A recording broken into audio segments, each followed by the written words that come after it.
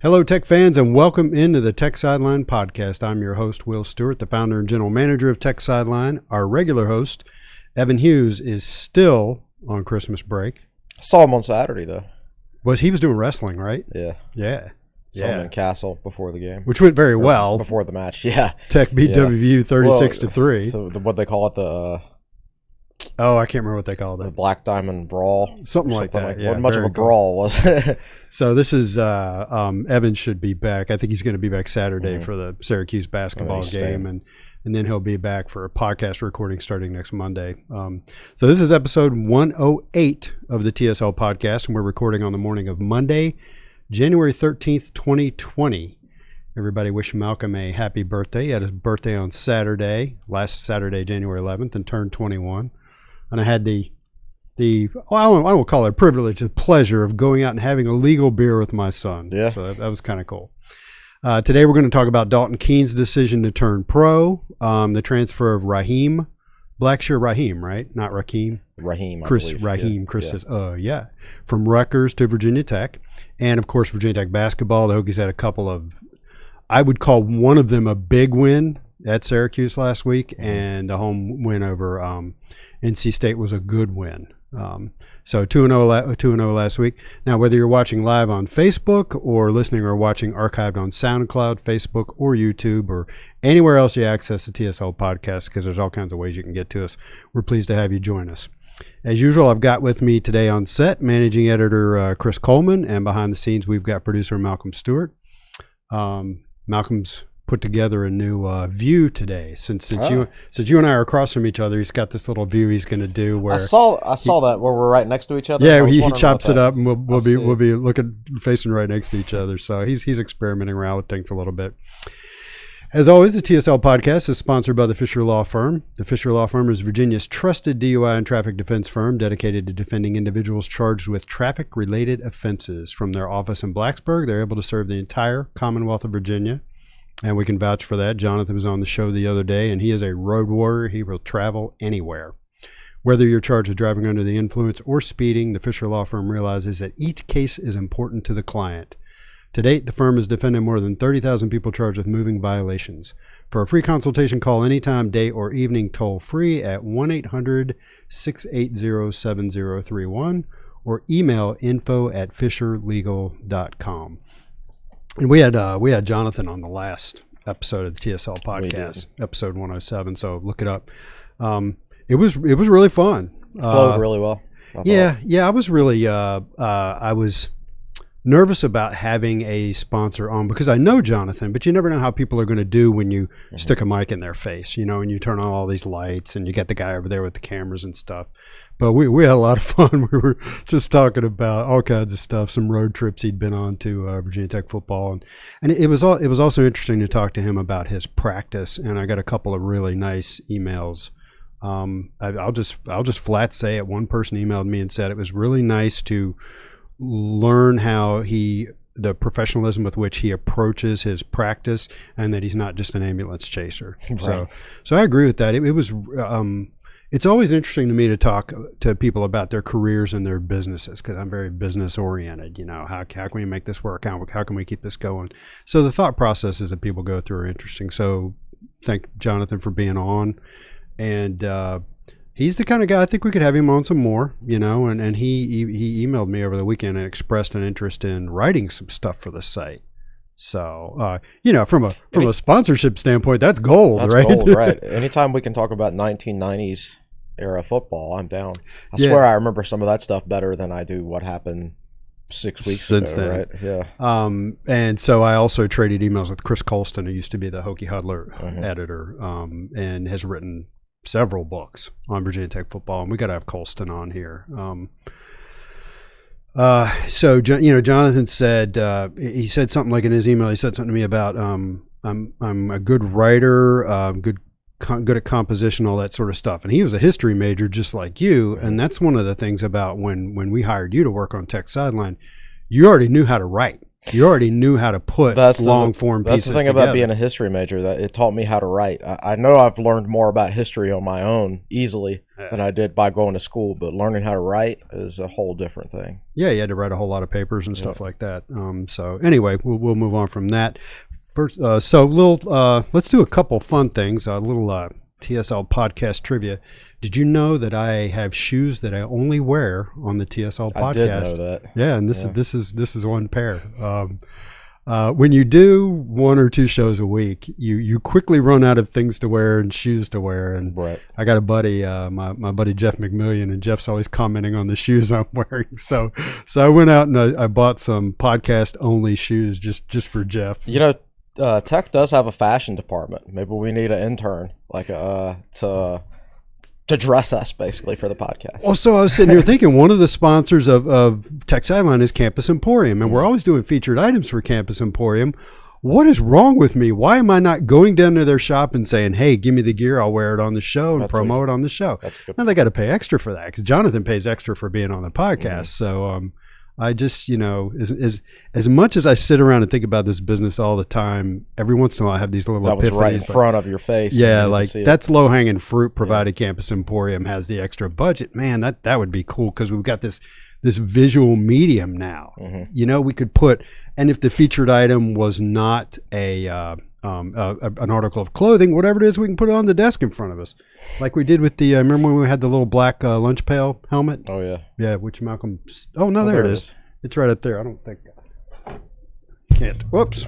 Excuse me, elbowing the mic. So these are not at Campus Emporium anymore, by the way. As you can imagine, they sold out quickly, and we were so hoping they'd wear this for the bowl game. Oh yeah, it's probably a good thing they didn't. Every time I think about wearing sponsorships, I think of that scene from Wayne's World when they're doing the advertising and Garth is wearing all the Adidas stuff and he's like, it's like people only do things because they get paid. Because they get paid, and he's eating Domino's pizza and holding the box up and drinking a Coke. Oh man, some people just got some free advertising. Yep. All right, so we'll start with Dalton Keene. Dalton Keene, true junior, just finished his true junior year. Yep. Tight end. Announced that he is turning pro, and there are some facets to this which we'll get into, but let me read Dalton's announcement. And in this day and age where you're covering stuff so much, here we go. We're going to start parsing words. We're gonna drill right down into the essence of everything. So here's his announcement. After a lot of consideration over the past couple of weeks, I've decided to forego my senior year of eligibility and declare for the NFL draft. This was a very difficult decision, and it is with a heavy heart that I leave my teammates and coaches. And fans, Dalton. Fans. You're leaving the fans too. I want to thank everyone that has helped me get to this point, including, notice the order, Coach Fuente, Coach Shebest, and Coach Wiles. But most importantly, my family and teammates who I could rely on, and fans. So, and I added that. Something special is building in Blacksburg, and I wish I could be part of it, but this is the best decision for me at this time. Lastly, thank you, Hokie Nation. There you go. For all the love and support you've shown me over the last couple of years. And indeed, he's been one of the more popular players. No doubt. With the hair and the Rambo. And he had a mustache for a whiial, right? Oh, yeah. Yeah. So, no doubt. He's just been a really cool guy, too, that Tech fans have glommed onto or attached themselves to. They really like him. So, this announcement, I would call this unexpected. Well, we said there was going to be unexpected attrition. Yeah. Right? Because there always is. Yeah, I didn't think the unexpected attrition would be Dalton Keene, though. Dalton Keene, I know. So let's pick this apart. Immediately there was speculation that this was related to the letting Charlie Wiles go, not renewing Charlie Wiles' contract. Right. So for those who don't know the connection, go ahead and... Well... Dalton Keene's father and Charlie Wiles were college roommates at Murray State. Yeah. Under Frank Beamer. When Frank was head coach? I guess head coach. Probably. And Bud was in there somewhere, whether he was coaching or playing at that point. I guess he was coaching. I think he was coaching. I think Charlie is. Somebody even told me that Wiles is Dalton's godfather. Right. So that's a very, very close relationship. And that's how they got Dalton Keene out of Colorado. That connection. Come all the way over to Blacksburg. Trust me, if you look at the history of Virginia Tech football recruiting, there's not a lot of players from Colorado. From Colorado. Yeah. So people immediately started speculating that the Keene family is angry that Charlie got let go. And you and I even heard that they were ticked that Charlie had been let go. Yes. But, I mean, you got to sit and think about this. This is a major decision for this player. Yes, I'm sure the Keene family is disappointed that Charlie's contract wasn't renewed. But you don't make life-changing decisions, do you? Based on that kind of thing.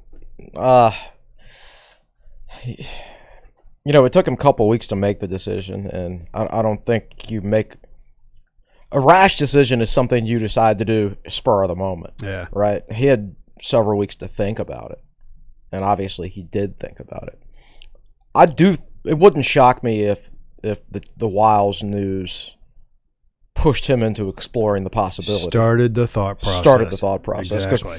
When I got the text message last Wednesday night, it was from somebody and said, "Have you heard anything about Dalton Keene?" I said, "No." You're like, "What? Did he get in trouble?" Right, yeah. Did you check their arrest records? Right. Sorry, I didn't mean to insult you, Dalton. But so he said, "No, here's the deal. Basically, that him and his dad are mad about the Wiles situation, so he's thinking about declaring for the NFL draft." Yeah. And that's what I was told before the declaration happened. Now, he came out on Twitter in a later statement that was a response. I've got that. Let me read that, yeah. So somebody said, I bet this has something to do with Charlie Wiles being let go. And Dalton responded, "Not the case at all. Of course I was disappointed about Coach Wiles. That had nothing to do with my decision. I'm just doing what I think is best for me as a player. I have nothing but love for Coach Fuente and the rest of the coaching staff." Right.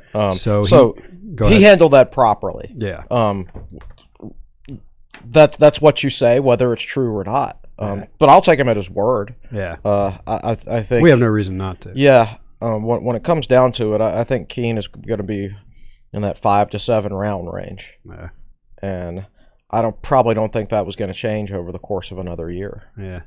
And I think these days guys are the way guys view it these days is, there's just so many injuries in football these days that if you can't improve your stock, you better go ahead and do it while you can before you get hurt. I mean, I was watching the Seahawks-Packers game yesterday, and the Seahawks' top 3 running backs are all in the injured reserve. That's a brutal position. I don't know why the NFL has not expanded their rosters. Right. Because, with so many guys hurt these days, they really need to have, 60 men on rosters. It's funny that the NFLPA has not, in the past 5 or 10 years, really ramped up the negotiation on that part of it. Yeah. And you have to negotiate that. You can't just go to the owners and say, we want 65 players instead of 54 or whatever it is. That costs money. Yeah. So they had to go out and sign Marshawn Lynch off the scrap heap, off the couch. Wow. He hadn't played football in 14 months, and they signed him like 3 or 4 weeks ago. Wow. Because all their running backs are hurt. So this reminds me of the discussion when Isaiah Ford decided to go pro early.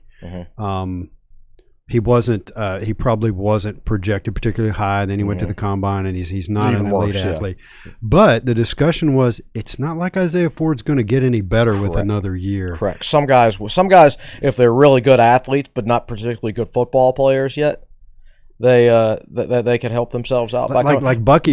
Exactly. Bucky could have helped himself out if he had come back and developed some more football skills. Yeah. He chose not to do that. But if you're one of those guys who your athleticism, is mediocre, but you're already a really, really, really good football player, you're probably not going to help your stock all that much because 3 years out of high school, how much is your athleticism really going to improve? It's none really. You are at that point. Yeah, if you look at Dalton Keene, he's really not going to become a better football player. He's already a really good blocker. A good open field blocker. I think he is what he is at this point. So it'd be interesting to talk to him about all the details of what went in the decision. Yeah, for sure. I think the feedback, the official feedback you get from the NFL is one of 3 grades: first round, second round, or you should go back. That's how the NFL views it. Yeah. But players don't necessarily view it that way for the reasons I just mentioned. Yeah. All right. So he has. This is interesting. So I went and looked up his stats from last year. I looked up all the receiving stats from last year, because if you just like look at Dalton's career statistics and compare him to James Mitchell and Drake Julius and Nick Gallo. Excuse me if I say Eric. Yeah. Drake and Nick don't have any catches, and Mitchell's got 20 something, I think. And but if you look at this past year, Trey Turner 34 catches, Hazelton and Tavion Robinson had 31 each. James Mitchell and Dalton Keene each had 21 catches. They were very different in nature. Mitchell averaged 17.2 yards a catch, and Dalton averaged 11.4. Mitchell had 2 touchdowns, and Dalton had 5. So now Dalton was invisible until they made the change at quarterback this year, and he caught 3 touchdowns in one game, right? Against Miami, right? Probably, yeah. I think that rings a bell. Parts of that season I've buried already, but so I don't know that it's some of the talk I saw said that he sees those young guys coming up and he sees the changes in the offense. I don't think he was worried about diminished production. None of that at all. No, Keene was going to play a huge role. Yeah, I mean, he and Mitchell, they're both listed as a tight end, but it's old school thinking to believe that they're both traditional tight ends that do the exact same thing. They're both very different players that are asked to do different things. They line up differently. Mitchell is. I'm not going to go so far and say he's a wide receiver. He's Bucky Hodges. He always lines up on the outside. That's because that's not true. But he's more wide receiver-ish than Dalton Keene is. Whereas Keene he's somewhere between a tight end and the H-back role that Sam Rodgers used to play. I think Keene technically is their H-back. They just use the H-back a little bit differently than they did when Rodgers was in Blacksburg. So you're talking about 2 different positions. So it's hard. Who will play the H-back role for Virginia Tech next year now? That's right. I don't know. Yeah, and the 20. Well, I was going to say the 2020 recruiting class isn't fully signed, but I'm not sure that you can grab a guy in recruiting right now that you're going to play a significant role. No, they grabbed the guy from France. Yeah, so let's get into that. So who does Virginia Tech have left on the roster at tight end? They got James Mitchell. They've got Drake Julius, who hasn't played. He's had a lot of injury problems, but and there was always talk of him entering the portal because he's stuck behind 3 guys. Well, he's not behind 3 guys anymore. Yeah, here's your chance. So I think the spring coming up is big for him. It is. And you've got Nick Gallo coming up, and you probably see Nick as more of a I don't know if you see him as an H-back type, more traditional. I think he's a traditional tight end. Blocking. I think he can put his hand in the ground and block, and I think he can be a good receiver too. Yeah. You haven't necessarily seen it yet because he was the 3rd tight end this year, and I think they threw the ball threw it his way, or they tried to throw it to him against UVA. I remember that UVA had it all covered up. Yeah. But yeah, I think he's going to be a good player for Tech. I just don't know exactly what role he's going to play. I don't know if the offense will look different without Dalton Keene. It really will. Sure. But at least it's not something like an injury situation that happens right before you start playing the season. You've got the entire offseason to prepare for it. You got all of spring to experiment on some things, figure out what's best for you. Yeah. And they've got a 4th scholarship tight end will be, I believe it's pronounced Wilfred Panay, who signed in December out of France. I think we see him as more of a developmental guy. Yeah, but, he was a definite redshirt with Dalton Keene here.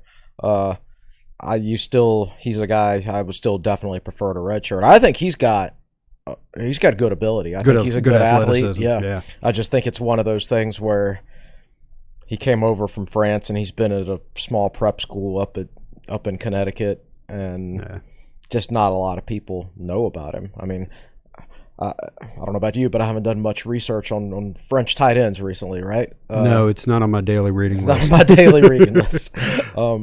So yeah, I think he flew under the radar. I think he's a good prospect, but I don't want to ask him to play as a true freshman. Yeah, so that's where it hurts in my. Well, it hurts in a lot of ways, but you lose leadership. Yeah. So. Dalton in a lot of ways was somewhat the face of the program as far as how he approached off seasons. I mean, he embodied the hard, smart. Yeah, he's probably on the leadership council. I don't remember the list of players, but he's got to be one of them. He's a weight room warrior. Yeah, he sets the tone in that room. Yeah. So it's difficult from that standpoint to lose him. Now, that being said, I can't say I blame him just for the reasons we talked about earlier with how football players get hurt these days. How many of them get hurt, particularly at the NFL level. Yeah. You just don't have that many opportunities. And even if he's on a practice squad for a year, these days practice squad players, they can make over $100,000. Yeah. If football doesn't work out, he's going to have enough money to come back and get his degree. Yeah. So hopefully all of his calculations are correct and things work out for him, and we wish him luck in the NFL. Yeah. The other way to think about it is, I guess he's got a tremendous amount of confidence in his abilities. If I wasn't that way, I would probably stay in college for a year because, think about it, I mean, it's not a sure thing that Dalton Keene sticks in the NFL makes it. He might have played his last competitive football game of his career now. Yeah. Like, even if he sticks around on a practice squad for a couple of years, practice squad players don't play. Yeah. They just practice. Yeah. So it's possible that he just played his last competitive football game. Well, at least he made a great catch, right? He sure did with his bicep. All right. So here's how it works. You got 21 and 22 starters coming back. Mm-hmm. Then Deshaun McClee says, "No, I'm done." Yeah. Then Dalton Keene says, "I'm going pro," and you're already down to 19 out of 22. Right. You know. I said originally it would be 18 or 19. Yeah. Well, so you're already on the line. Yeah. All right. So next topic. Let's see. I wanted to talk about the transfer of Raheem Blackshear from Rutgers into Virginia Tech. So you're gonna have to take the lead on this one. So let me read a little bit first to kind of set the table. And you were the one who watched the film and wrote the article. So you did watch this film, correct? Yeah, I put it in our news and notes. Right. So he's 5'9", 192. He redshirted last year after appearing. Last year of 2019 season. Last year in 2019 appeared in just 4 games for Rutgers. As a sophomore in 2018, honorable mention All Big Ten. Mm-hmm. Pretty impressive. Ran for 586 yards on 143 carries with 3 touchdowns. And he also caught, I believe these are career numbers, right? Yeah. No, this was his sophomore year. Yeah. 143 carries, 586 yards, and 3 touchdowns. Yep. 44 catches, 367 yards, and 2 touchdowns. Lined up at both tailback and wide receiver. Yep. All right. And through the first 4 games of 2019, he was catching it more than he was carrying it. He had 29 carries for 88 yards, but he caught 29 for 310 yards. 4 games. Yeah. And had a 100-yard game against BC. So all these transfer running backs Tech is bringing in, they had big games against BC last year. So 7 catches, 55 yards against Michigan, and 9 catches, 130 yards against Boston College. And so for his career, 211 carries for 912 yards. That's 4.5 yards a carry. 80 receptions for 810 yards, so kind of a possession guy, for a total of 12 touchdowns. He also has experience as a kickoff returner. So again, 5'9", 192. What'd you see on film, and where do you see this going? I think Tech needs another slot receiver. Yeah. Because right now Tavion Robinson's the only guy.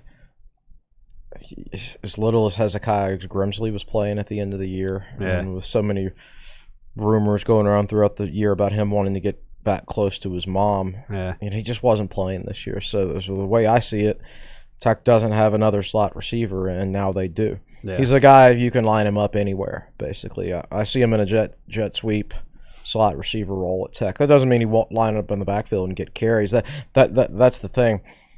You know, you can break the formation, and your personnel can be different. I mean, he's a guy who can line up in the slot. He's a guy who can line up at tailback, and opposing defensive coordinators, maybe they don't know whether they should go with their nickel package or their traditional 3, or the more traditional 3 linebacker package or something like that. So football coaches love guys like him because it helps that offensive coordinator manipulate things, because you don't know where he's going to line up. You don't know exactly how to approach things as a defensive coordinator. So that's the role I see him playing. I do think he will spend most of his time in the slot for Tech, but I mean, I could be wrong. We'll have to see what happens with all the other running backs. That's going to be a lot of new faces in that running back room this year. But he's a guy who I don't you don't necessarily want to look at stats too much because you remember you have Rutgers quarterbacks throwing him the ball and Rutgers players blocking for him. Oh, so the film I watched on him, it seemed like they were losing by 3 touchdowns. Oh, yeah. Every bit of film I looked at. Yeah. Absolutely.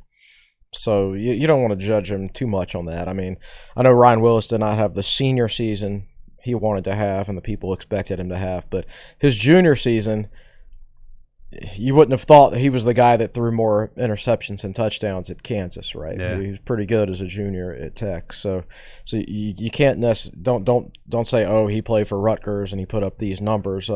I think he's a guy. I can certainly see that he's a fit. And obviously Jafar Williams was at Rutgers in 2017 as a wide receivers coach. So he probably coached him a little bit. I expect he was getting coached by not only the running backs coach, but also the wide receivers coach. And he's probably got his cell phone number in his cell phone. Absolutely. Well, Jerry Kill was the offensive coordinator at Rutgers that year. So there's a lot of familiarity for Virginia Tech staff on this. And that's a point I forgot to make. They know what they're getting. Absolutely. Yeah. They've told Justin Fuente what they're getting. Yeah. So I didn't have a chance to research this, but somebody said that in, let's see, what was the career numbers? 211 carries, 80 receptions. That's 291 touches. And somebody on the message board said they looked it up. 0 fumbles. Wow. 291. Now, what I saw on film was I saw a guy who knows when contact is coming. He covers up. He really covers that football up. I saw a couple times where he was about to get tackled from behind, and it was like he just knew the guy was right behind him, and he just got the ball high and tight real quick. Yeah. And he is physical going into contact. He doesn't wilt when contact comes. Right. And some players do that when they know they're about to be tackled. They lose their forward momentum. There are those guys that fall forward for extra yards and really make you tackle them. And I think he's one of those guys. I don't see elite speed, but if he had elite speed, he'd probably be playing somewhere other than Rutgers. Yeah, no doubt. But I did see a guy with, at his size, very shifty. At 192 pounds, he's physical for a short guy. So I think it's a good pickup. I think so.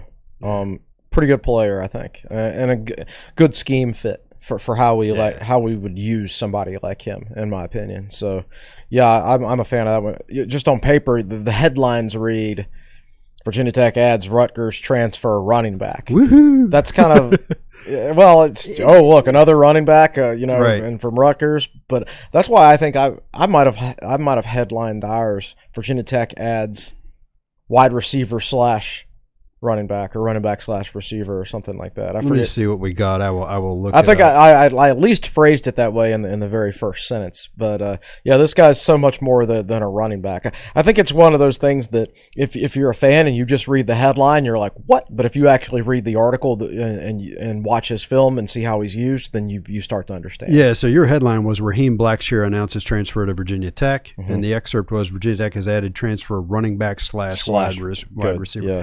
Now what we don't know is what his eligibility status is for next year. We don't. He did redshirt this past year as a true junior. So he would be a redshirt junior at Tech this coming year. But he's assuming he fills out the right paper. He's going to get immediate eligibility because his coach got fired. Change. Yeah, coaching change. Yeah. So hopefully this one will work out for Virginia Tech. Yeah, hope so. All right, so let's talk. This was a last minute note that I added in as I was prepping. Let's give a little bit of airtime to the Virginia Tech cornerback coaching hire. Yes. There are rumors making the rounds that they have their guy finally after 2 or 3 misses, probably 3 misses. Now I only know for a fact they offered it to one person. Like I think a Green Bay, a Green Bay assistant. Yeah. Whose name I forget. The rest is kind of a little bit fuzzier. And for those wondering about Pearson Prelo, I think the way it played out with Pearson Prelo is that he was considered for it, and he and Fuente talked about it. And what is being said is that Pearson did not want to didn't want to be a full-on position coach because of the recruiting that requires. Yeah. And the time on the road, and his son PJ, I think PJ has 1 more year at Radford High School, and I think they have other younger kids. This is a guy who played 12 years in the NFL? Yeah. he doesn't need the pay raise from whatever he's doing now to full on assistant, and I totally get that. I wouldn't want to do it if I had enough money and I didn't have to do it. There's no way I'd get out there and recruit. Yeah, so I know where Pearson lives. He lives on the outskirts of Radford. I don't know if it's in the Radford city limits or technically in Pulaski or Montgomery County, but he's close to work. Doesn't take him long to get to work. It's a great job. He doesn't have to recruit. So he may have been interested in it first, but then thought to himself, you know what? I'll pass. Yeah, I think that was probably mutual. The way I can figure things is that Justin Fuente wants to get better at in-state recruiting. Yeah. The guy he offered the job to from the Packers is like a former William & Mary assistant, played in the state of Virginia, grew up in Richmond, just tons of Virginia ties in recruiting. And who it looks like they're going to hire, Ryan Smith, who's a safeties coach at JMU right now, kind of the same deal. Played at Richmond, from Virginia, has coached FCS ball in the state of Virginia. Lots of in-state ties. Yeah. I'm sure they talked to Lauren Johnson about it, at least talked to him about it, and that's obviously an in-state guy. So it just seems to me like of all those four guys, Prelo doesn't really fit because he's not an in-state guy. Yeah. So from South Carolina. Right, exactly. Yeah. So I think, and it's not like he's lived in Virginia all that long, right? He played in the NFL for 12 or 13 years and has lived in Virginia ever since he retired. What was that, maybe 4 or 5 years ago, something like that. And then he's lived in Southwest Virginia, not like Richmond or Northern Virginia or the 757. So he doesn't really make sense from that standpoint because all the interest in the other defensive backs coach indicates that Fuente wanted this hire to improve in-state recruiting. I think that's the goal of almost all of the hires. Yeah, he and Tap. I think he identified. I think he identified two different things. I think he wanted to get better at defensive line recruiting, and he wanted to get better at in-state recruiting when he went into this process. And everything else took a backseat to that. Well, and he also wanted, and this is the hiring of Tracy Claeys, he also wanted a really experienced defensive coach to help mentor Justin Hamilton. I'm not sure how much mentoring of Hamilton Bud Foster is going to do. I don't think he's going to do much. Now that we know how the staff looks, the entire defensive staff is going to look, or most of it at least, he's going to be there if Hamilton wants to. I mean, he's a phone call away. But he's not going to be sitting in on meetings. He doesn't need to. Yeah. I mean, you've got a longtime defensive coordinator in there in Claeys. You've got an NFL defensive line coach. Yeah. You don't want too many chefs in there. We don't even know what the defense is going to look like. Yeah, and the stuff I'm hearing about Bud, and I'm putting thoughts in Bud's head. I haven't had a chance to talk to Bud myself. I think once Bud made the decision to retire, when you make a decision like that, sometimes you're just like, I'm done. I didn't realize how done I was until I decided to retire, and I'm done. Yeah. So I don't think he's going to be standing on the sideline or up in the booth or in the meeting rooms. That's what I thought he would have a fairly heavy role with helping Hamilton game plan on a weekly basis. But now that I've seen how the staff is shaken out, I just don't see that happening. And what we're hearing, and this comes from a very good source, is that they consider Bud to be a real asset in alumni and fan relations. He can talk and fundraising. Mm-hmm. So I think that's where they really see Bud as being an asset, no longer in the. So I think we beat that one to death and agree on that. So anyway. Supposedly they have their guy, which means you might hear about it this week. As a matter of fact, with our luck, we're doing the podcast and they're announcing it right now. Right. So Tierlink, when the Bills got knocked out, that was I think that was a Sunday game.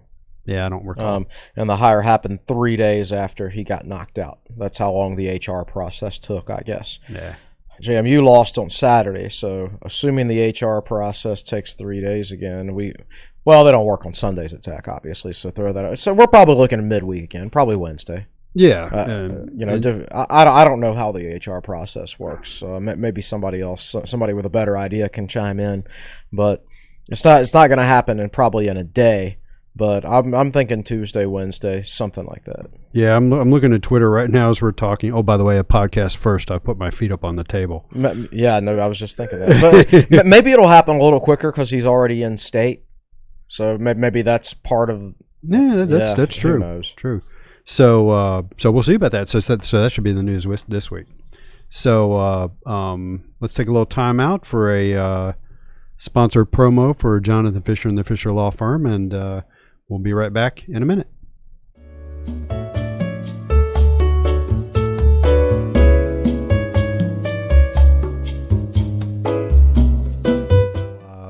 So welcome back to the TSL podcast, and we're going to segue into talking Hokie hoops right now. Malcolm, how many minutes are we into the podcast? 36. Sounds about right. So big week for Virginia Tech men's basketball. They go up to Syracuse, and they 12 minutes to go. They're down 40-31, and it's just not looking good. And they come back and they win that 67-63, and we'll drill down into that in a second. And then they come home with what I would call a 50-50 game against NC State. The two teams going with identical records. State comes in with a team that is efficient offensively. And, I was worried about that one. Sure. And Virginia Tech got down 10-0 early, came back and took the lead. It was neck and neck, and then the Hokies pulled away towards the end with about 5 or 6 minutes left to go. And we'll get into that.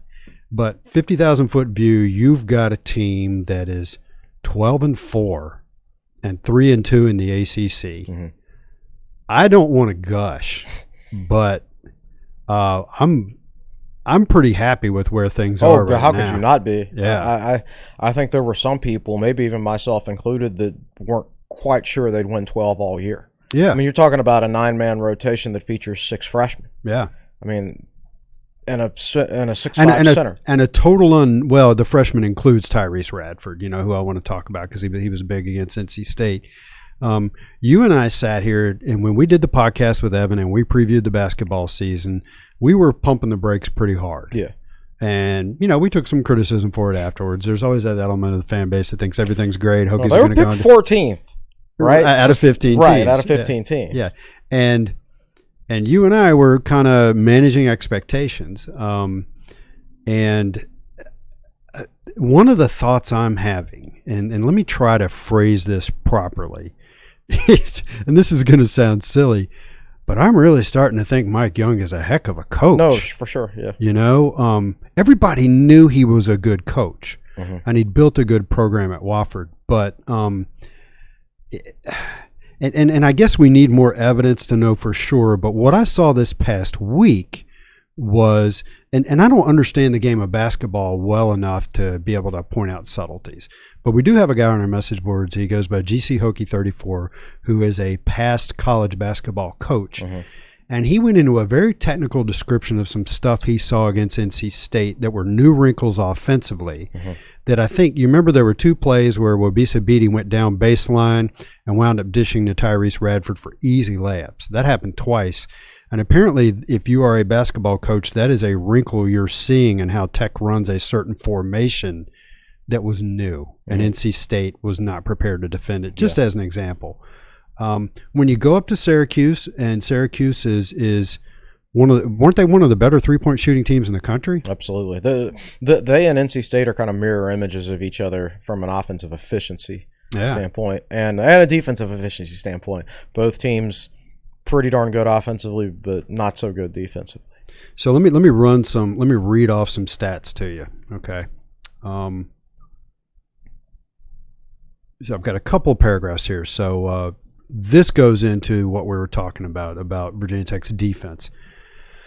So Syracuse shot 12 of 23 in the first half, over 50%, and they led 33-27 at halftime.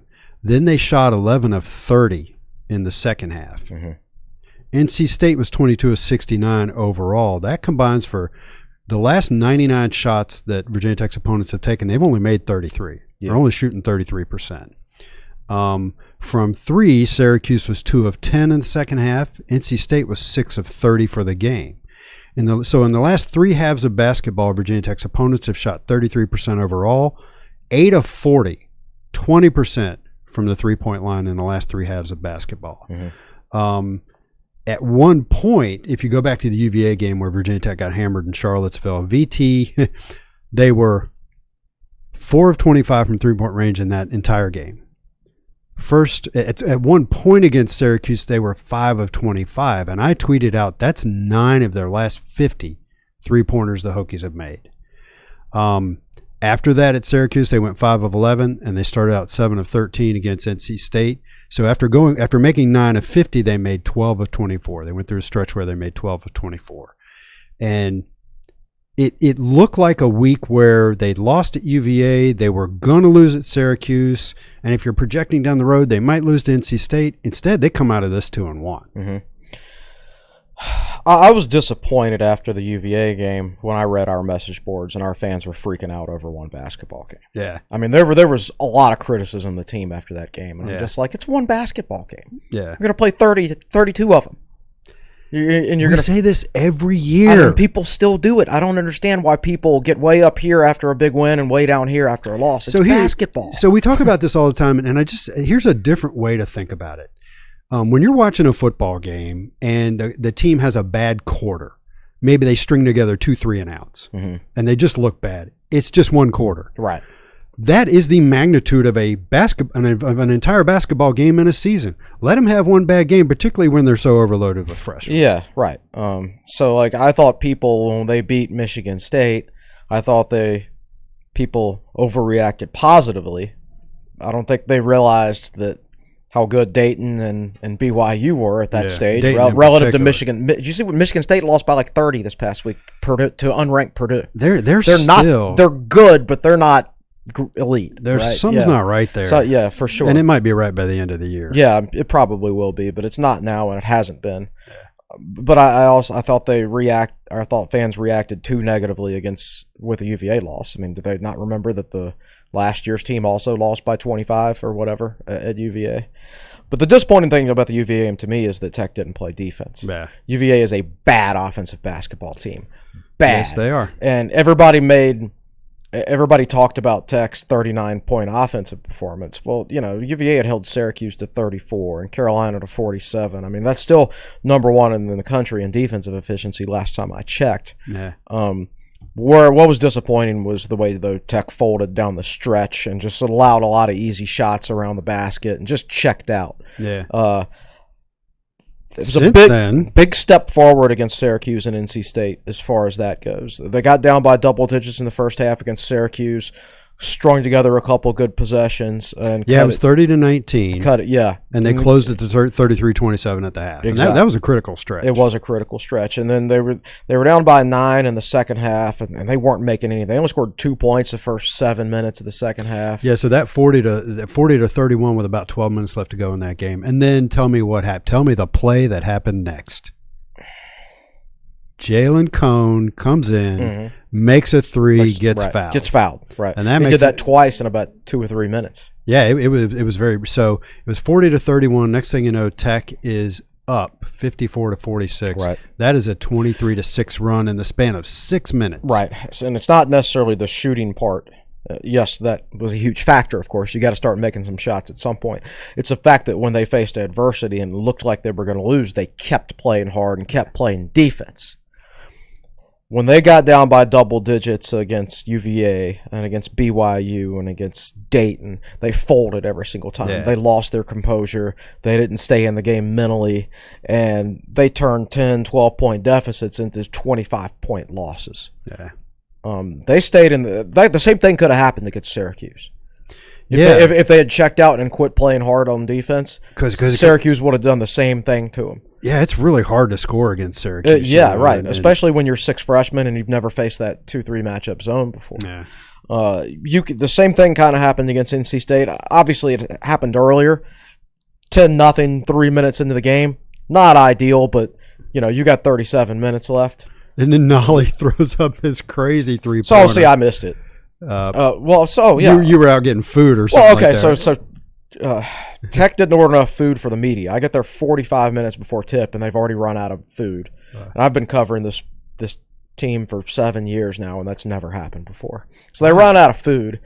So if they order more food, and they say, okay, we're going to bring it down, we'll have it down in the media room downstairs. So after the first when Mike Young calls that timeout, it's 10-0 NC State. I'm like, okay, I'm going to go downstairs and check and see if the food's here yet. So I go all the way down there. Of course, it's not there. And I get back, and I'm like, you know what? I'm really, really hungry because I didn't eat that day because I was anticipating eating lunch. So here we are. It's like 2:15, and I'm starving. So I just got concession stand Heathwood Market food. Of course, as soon as I finished that off, the free food arrived. Right. Yeah. But at any rate, so I get back with my food, and it's 13-10 Virginia Tech. So like I watched the 10-0 run, and then I missed the entire 13-0 response run by Virginia Tech. Yeah. And if I remember correctly, I don't remember any of that. That was triggered mostly by Nolly. Nolly hit 2 3-pointers in a row. Oh, he just had one of those games where. So I took a friend of mine, who lives out in my neighborhood. He's an NC State fan, and I took him to the game. And on the way, I said, number 2 is Virginia Tech's leading scorer. He's been kind of cold lately, but we'll see what he does. I said, the guy you want to watch is number 23. He's 6'1", just a phenomenal rebounder. Of course, I'm talking about Tyrese Radford. And so Nolly gets things going. Then it becomes this back and forth affair, nip and tuck, where Virginia Tech at that point held the lead for most of the time. They can't seem to get it beyond 6 or 7 points, So they go into halftime, and I don't remember the halftime score. It was 40-33, I think. Sounds right. That's a pretty good half of basketball for Virginia Tech, 40 points. Well, you consider they were down 10-0. Yeah, so 40 points in 17 minutes, that'll work. Yeah. So then they come out of the half, and NC State is just shooting poorly, and Virginia Tech has a chance. Both teams are shooting poorly. Yes, yeah. And Virginia Tech did not take their opportunity, but where it really started to work for Tech was when Tyrese Radford went to work and started getting rebounds and getting buckets, and that got things going. She was 8 of 11 from the field. I think he's really high in the country in shooting percentage. Somebody said he's 17th in the country in shooting percentage at 66% or something like that. Surprised it's not higher. It's because he knows who he is. He doesn't take a shot unless it's from right there. So he was 8 of 11, and I'm sitting there going, which 3 did he miss? I don't remember him missing. I think the big guy blocked one. Yeah, that's right. And then another one he had to shoot it over him, which is then he probably got his own rebound. Right, that guy averages 3.2 blocks per game, so he's tough to shoot over. Yeah. But sometimes, I don't know if I've said this on the podcast before or not, but I've actually started thinking this way recently. Sometimes knowing your own weaknesses and your own limitations can be a strength. Yeah, because you know what you're like. Okay, I can't shoot the 3-pointer. I'm not going to hurt my team. I'm not going to do anything trying. crazy. I'm only going to take shots that I can make. And Beatty's the same way. Beatty passed up a layup to hit Naheem Ali. Yeah, no kidding. In the corner. So yeah, I think Radford's the type that understands who he is, and because he understands who he is, Malcolm's laptop just died. That's why he lost the TSL podcast logo. I got you. Where was I? Because he knows who he is, he's comfortable in his own skin. That makes him a more effective player. Yeah, and I'm not sure. Not everybody is necessarily accepts who they are as players. Yeah. You see sometimes guys taking shots that they have no business taking. Well, I think Nolly forces some things, and that but the thing is, he can make them. He can make any of them. Well, I'm talking about plays in general, not shots. Oh yeah, he can make the shots. I got no problem with the shots. Yeah. Nolly's still figuring out in his head. Okay, it's 15 seconds left in the shot clock, and I've got an above-average look. Do I take it, or do we try to get a good to great look over these last 15 seconds? But then when he gets hot, he just puts it up. Yeah, exactly. and sometimes that's good, and sometimes it's not good. So let's see if I do not believe I took this note. Oh, here we are. How about this stat from the NC State game? Tech won by 14 points. Naheem Aline, PJ Horn, Wabisa Beatty, Hunter Couture, and Isaiah Wilkins. Those 5 players combined to go 3 of 21 from the field. Yeah. And Virginia Tech won by 14 points. Yep. And one of the things I wanted to talk about is those guys I just listed. Aline has scored over 20 twice, right? Yeah, he's had a rough couple weeks ever since that 22-point game. Yeah, PJ Horn, we know, can put the ball in the bucket. Wabisa Beatty's not a scorer; he's a facilitator.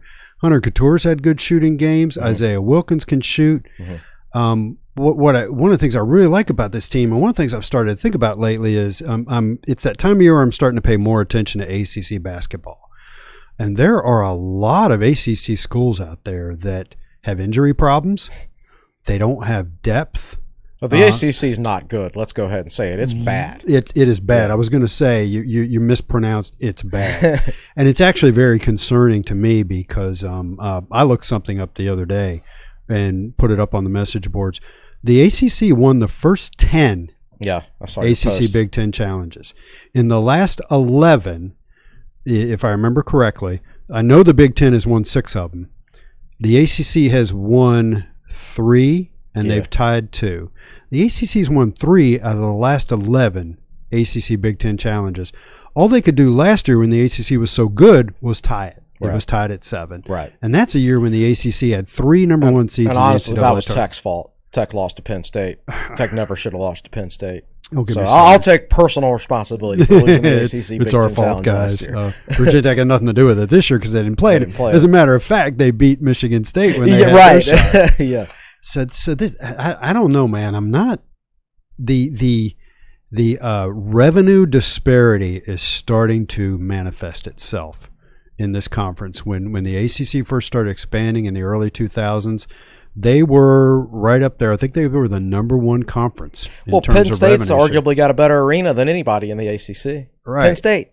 So since then, you've seen the SEC and the Big Ten launch networks and just really learn how to leverage their advantages in terms of living alumni, larger schools, all that stuff.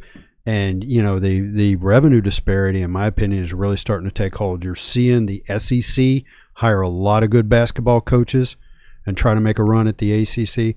The Big Ten has arguably, they've proven it on the court for 11 years now that they're better. Have they won as many championships? Probably not, but head-to-head, they're better. The ACC knew how to game the RPI. Every ACC school except for Virginia Tech knew how to game the RPI. So the ACC generally stayed ahead in like the RPI ratings and things like that. But yeah, the Big Ten has, if they haven't passed the ACC, they've obviously closed the gap quite a bit. Yeah, maybe even the SEC has to a certain extent. I think the ACC's had some bad coaching hires too. Maybe this goes into the money thing. Maybe it doesn't. I thought Josh Pastner was a horrible hire for Georgia Tech at the time. I was on Danny Manning. He turned out to be a bad hire. Yeah. And I don't know how much that has to do with money or not, without knowing those schools' budgets or anything off the top of my head. I'll. For whatever Georgia Tech paid Josh Pastner, Virginia Tech got Mike Young for $2 million. You got to think he would have said yes to Georgia Tech 4 years ago if they'd come to him instead of Josh Pastner. I mean, that was a terrible hire in my opinion. It's disappointing, but at the same time, this is an ideal year for the ACC to be down from Virginia Tech's perspective because Virginia Tech's putting 6 freshmen on the court. I'm very interested to see the new net rankings when they come out today or this week or whatever. 36. Are you serious? 36. Okay, Virginia Tech is 36 in the net. They were 49th last week, and they were the 4th highest ranked ACC team.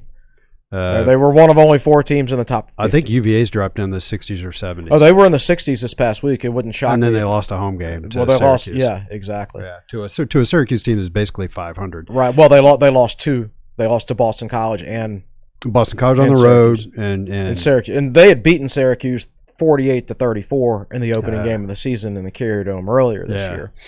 Which some of these results are kind of showing you don't know what's going to happen on a game-to-game basis. So keep this in mind. Like Virginia loses at home to Syracuse, and they had beaten Syracuse by 14 on the road earlier this year. Boston College beats UVA, and then they turn around and get bombed by Georgia Tech by 20. Yeah. So it's going to be all over the place. Yeah, like Tech might lose to Wake Forest tomorrow night. Yeah, so Tech's next 5 games, or if you, I believe it's the next 5. If you look at them, you're like, oh, they could win that one. They could win all of them. Sure, they're not going to. Right. I don't want to see a 1-4, 0-5 disaster. Right. But yeah, anything can happen. So Wake Forest is not a good team. They're not a good team, but they've beaten NC State. They've got capable players. They're not capably coached, but. You saw even when back in the bad days of Virginia Tech basketball, like Ricky Stokes, when they'd go 4-12 in the Big East every year, they'd still rise up and beat UConn. right? I saw him pound UConn one time by like 20 points. By 20 or 25 points in Castle. And, UConn obviously was a much, much better basketball team, but Tech hammered them. And they had a few games like that back then where Villanova with Jay Wright. I mean, I remember them hammering Villanova one time in Castle. So that's just the way the sport is to a certain extent. Yeah.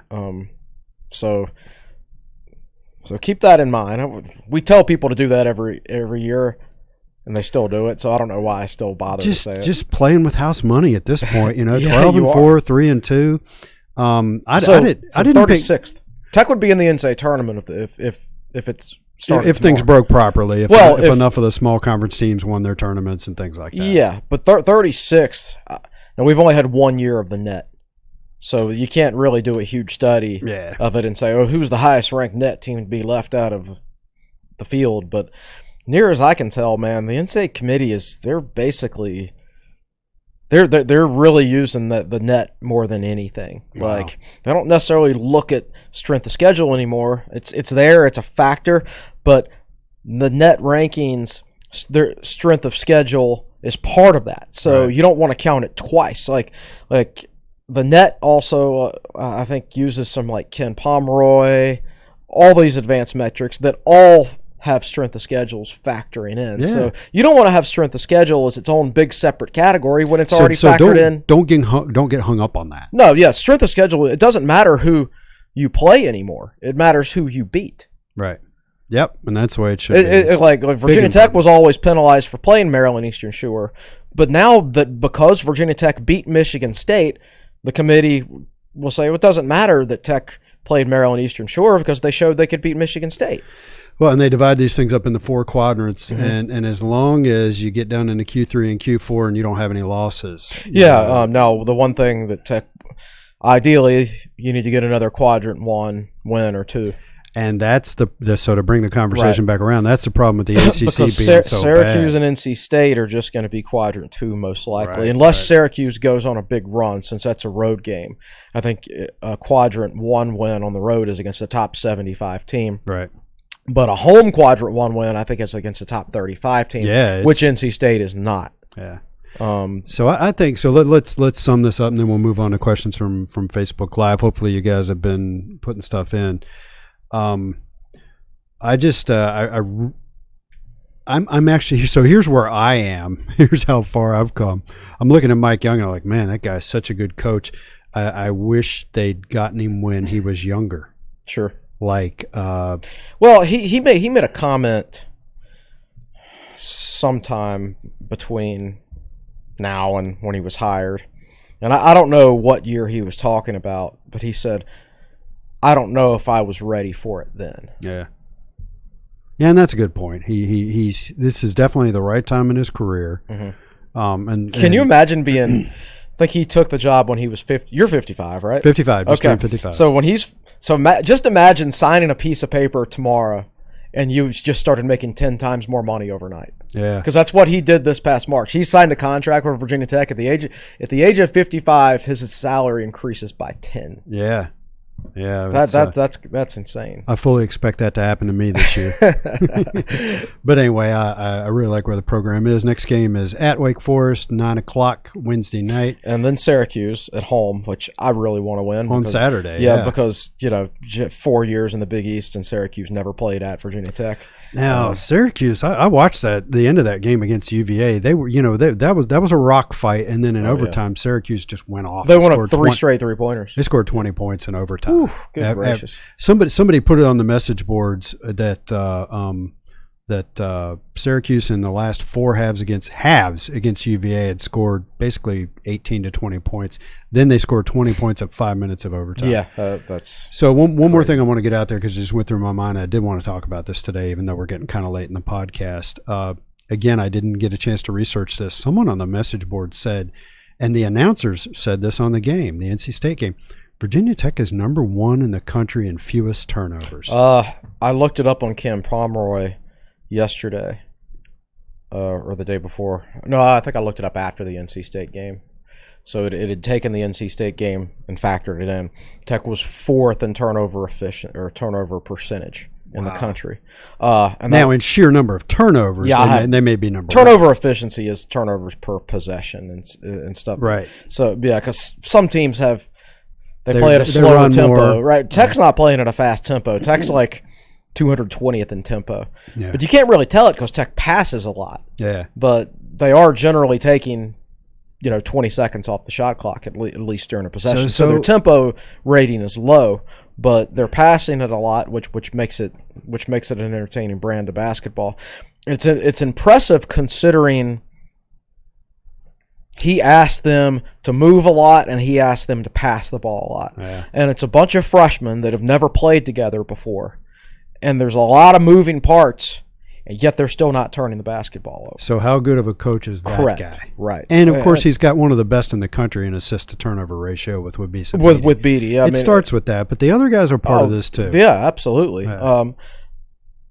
Honestly, if they're fourth right now, they would be first. Like Nolly is one of those guys who he's either on or off. I was going to say, so they're number one in the country with turnovers, and that's with Landers Nolly getting major minutes. Exactly, because he does tend to he does turn it over a lot. He'll grow out of that eventually. He's just got to learn how to let the game. He's got to learn that there's other good players on the team too. And I think he's figured that. I think he's done a better job of that the last two games. The beginning of the season, it kind of did seem like he needed to score 30 points every time he went out there. But now you're seeing Jalen Cone. Since he's playing the two guard, his natural position. Right. You see, he's growing into it. Couture hadn't had a great shooting night the last two games, but he's capable. He's capable of scoring double figures next, anytime. Man. He's going to pop some threes here soon. Naheem Aline is capable because he's done it before. Isaiah Wilkins can get hot. So there's plenty of guys on this team. There's enough good players on this team where one or two of them can have an off night and they still win. And those are your best teams.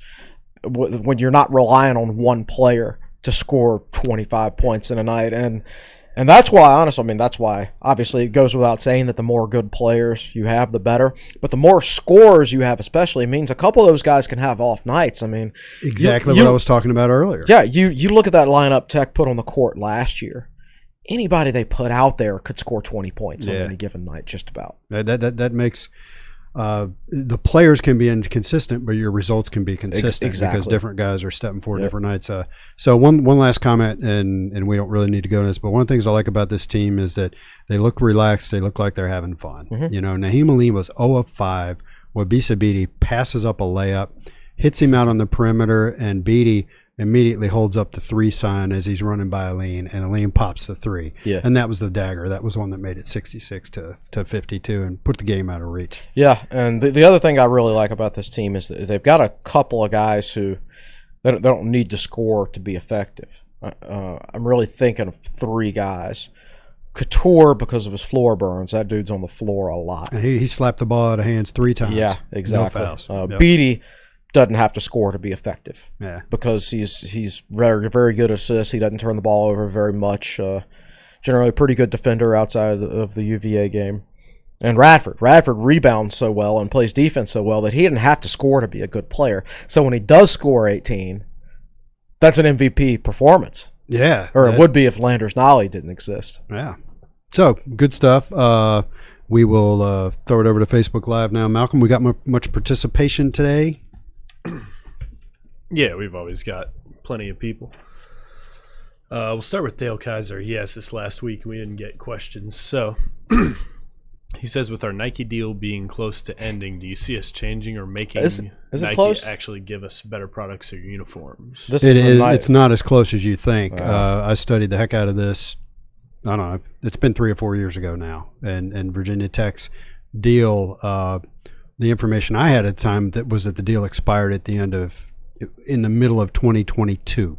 Yes. At the end of the 21-22 academic year. I got a piece of information after that it had been extended another year through 2023. So you're looking at 3 more years. I think one of the points, and I don't even want to get into that, because at the time I studied it years ago, it was the 5th worst deal in the country, and the 4 that were worst were all renewing Rutgers. within a year or 2. Yeah. Right. So it's probably the worst now. So it's the worst in the country, and I don't. We could actually dedicate a whole show to that. It's unfortunate that that never came up for renewal when Buzz was the basketball coach, because that's a brand to sell. You know, Buzz is a Nike guy. Just having Buzz Williams as basketball coach, a big name like that adds value in and of itself. Yeah. So I think what Dale is getting at is he's probably saying that the uniforms have gotten kind of stale, and I agree with that. I don't see where the basketball uniforms have changed much at all in years. There's no Clark Rowland needs to get on that. What doing different Virginia Tech basketball uniform combination through the years? Come on, Clark. Holy cow! I will say this: one of my favorite possessions is the first time Virginia Tech ever wore black jerseys for a basketball game was during the 2003-2004 season, a game at Pittsburgh. And Zabian Dowdell was a freshman that year.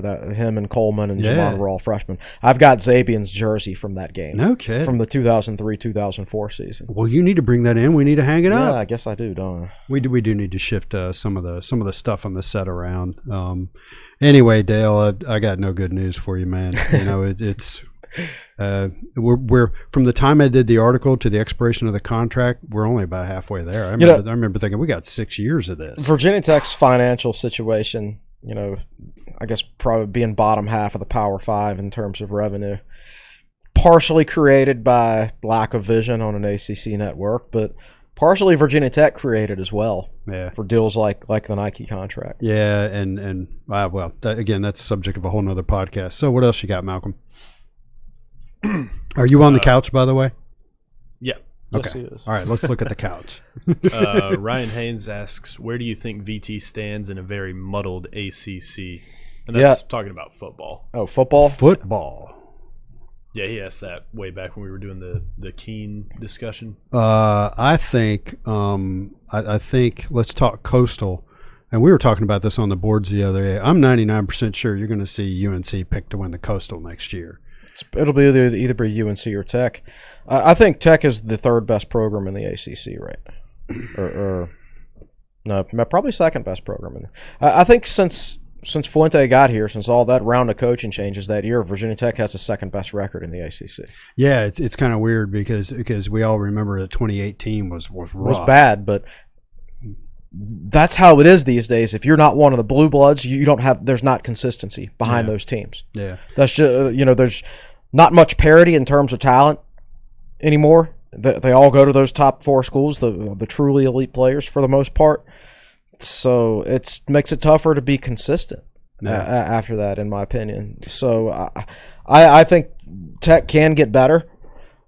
They're obviously trying to with these coaching changes. I mean, Fuente's not happy. I think he's happy without being content, that's okay. That guy's driven. Yeah, he's very, very driven. So I think Tech and UNC right now would be the ones that are most poised. Keep an eye on Georgia Tech because they're recruiting well. Right. You know, I think they got some good momentum in their program. Right. And you're still talking like another 2 years before I think they can really threaten. But as far as the immediate future, the thing about UNC is they got the marquee quarterback, phenomenal quarterback. Mm-hmm. They've been recruiting really well, which the media that make these predictions, they're not really going to factor the recruiting in, particularly yet. But one thing they will factor in is that they love them some Mac Brown. He's very media friendly. Absolutely. A lot of them worked with him. You know, when he wasn't coaching, he was in media. So he's going to get the benefit of the doubt. And another thing that this discussion triggers in me is somebody asked, is the spring game going to be televised next year? And my first answer was, you know who's our coach, right? And then I got to thinking about it. The ACC network exists now. Mm-hmm. And now, the ACC has not shown any particular ability to run this football conference properly. But one would think that part of the ACC network being around would be, okay, all 15 of UACC schools, well, not Notre Dame, all 14 of UACC football schools, your spring game will be televised this year, and we will run them on an endless loop for 3 weeks after they occur. We'll see. My view on that is the direct opposite of everybody else's. I don't think the spring game should be televised for recruiting purposes. Yeah, because you said it's our biggest recruiting event of the year. People will stay home. Because we have one of the best fan bases in the country in terms of people showing up to a spring game. Right. And That's actually started to drop a little bit as the ACC, as the spring game started getting televised and things like that. I know if I lived in Virginia Beach, I wouldn't go to the spring game if it was on TV. Yeah. No, why? Well, it could hurt attendance some, but then again, it's the ACC network, which not everybody gets. That's true. So, yeah. We'll take one. Malcolm, how many minutes in are we right now? A lot. 70. Yikes. Okay, we got time for one more question. Ooh, that's a lot of pressure. Well, we need, and I say this all the time, and maybe, and this will help me because then I don't have to prepare. Maybe Thursday we do another podcast and we just open it wide up, like we've been saying we wanted to do. Not a bad idea. Here's a pretty open one. Derek Moss asks, breakout players in football next season, on your opinion? Breakout players is interesting because there's so many returning starters that there's just not that many open spots for breakout player candidates. Yeah. My first thought goes to tailback, where McLeese is leaving. So you got Khalil Herbert coming in. Yeah. Taj Gary. Right. You've got... obviously, Blackshear, who we just talked about, is a running back / receiver. Yeah. You don't know exactly what his role is going to be yet.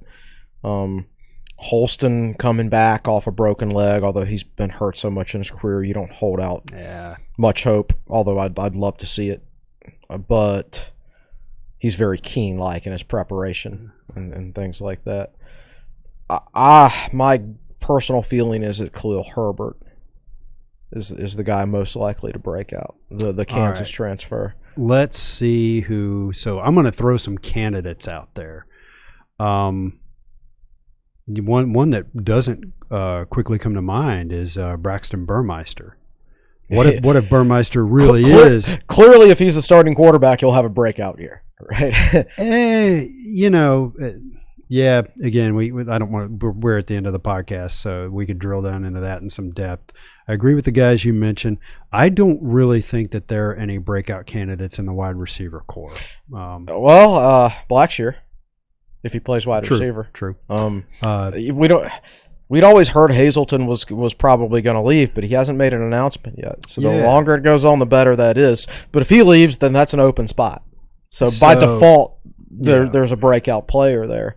The other guy that comes to mind is Amari Barno. If he plays defensive end, I was going to mention. We don't know exactly what Tech's scheme is going to be. I know.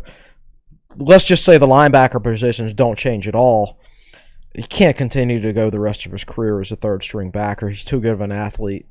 Do something with him. Yeah, I would love to see him at defensive end. If they go back to the end stud scheme, whereas the end is a short side defensive end and the stud is a wide side defensive end, I would just love to see that guy at stud. Yeah. And have him give him all that space to run. So I think he's a possibility in the right spot, in the right position to be a breakout guy on the defensive side of the ball. I agree with that. That's who I was going to mention. On the D line, I don't know. I would love to see Jaden Cunningham break out. And which one of those guys does he take playing time from if he does? Because those top 4 defensive tackles are pretty exactly. Good. Yeah. A year or two after we were panicking about the defensive tackle position, I feel pretty good about it. But part of that is that, they tacked on Kendricks and Pollard very late in the recruiting process, and both of those guys have been pretty good. Well, they were summer guys. And they were early targets. Were they really? Yeah. Well, they were early targets. I wasn't really dialed into them, though. Right. They didn't commit till late. Did they not? I think they committed late. Okay. If anybody wants to correct me. A guy that I really was pleasantly surprised by was Deshaun Crawford, and he was voted best defensive lineman by his teammates. Mm-hmm. It's a shame he was dinged up like what seemed like the last half of the season. Yeah. But we're not talking about guys who are surprises that we liked. We're talking about breakouts. So we got Barno, somebody at the running back position. Somebody's going to have to step up at safety. You could say Devin Hunter. Well, I hope so. I don't think you can really call Brock Hoffman a breakout player because, the offensive line is a little bit more subtle, and I think everybody's expecting a lot out of him anyway. Yeah, they are. For all I know, he's the best interior lineman since Wyatt Teller. Yeah. But we don't know that yet. Because if he does something like win the Remington, okay, I'll call him the breakout player. Right. But Tech doesn't get that kind of attention. So. Yeah, for sure. Not these days, at least. But I don't know what I expect from him. It wouldn't shock me at all if he came out and was Virginia Tech's best center. In fact, I kind of do expect that. Yes. And I would think Hudson would move to guard. Yep. But other than that, I don't know if he's dominant or not. I know he's a weight room warrior and he's really, really, really strong. I don't want to put too much pressure on him, though, for a guy who's never played at this level. Well, and he seems to be regarded by his teammates as a leader. Very highly. So, Absolutely. With Dalton Keene exiting stage left, that's a loss of some leadership. So he can be a guy that can step up offensively. So appreciate the question. Good question. And thanks to everybody for listening and checking out the TSL podcast. And you know what? I've scheduled things in the morning. So if we do a podcast Thursday, No, let's not do it Wednesday because we have a 9:00 game on Tuesday night. I thought that was Wednesday night. That's Tuesday. All right, let me look that up while I'm talking. So if we do open one wide open on Thursday, I hope it's Tuesday because I wrote Tuesday and it will be later in the day. All right, so let's see. At Wake Tuesday. I got the idea it was Wednesday. I'm thinking about the UNC game the following week. That is Wednesday. So cool. Tech plays tomorrow night. That's excellent. So if we open something up on Thursday, it'll be a little bit later in the day because I got a thing I got to do in the morning. Actually, I put something in the morning every morning this week. So, but look for that. I think we'll kind of make the decision to do that, and I think that'll be a lot of fun. We'll throw it out there as just a Q&A the whole time. That sounds fun to me. All right, everybody. Thanks for watching and listening. We'll see you on the next Tech Sideline podcast.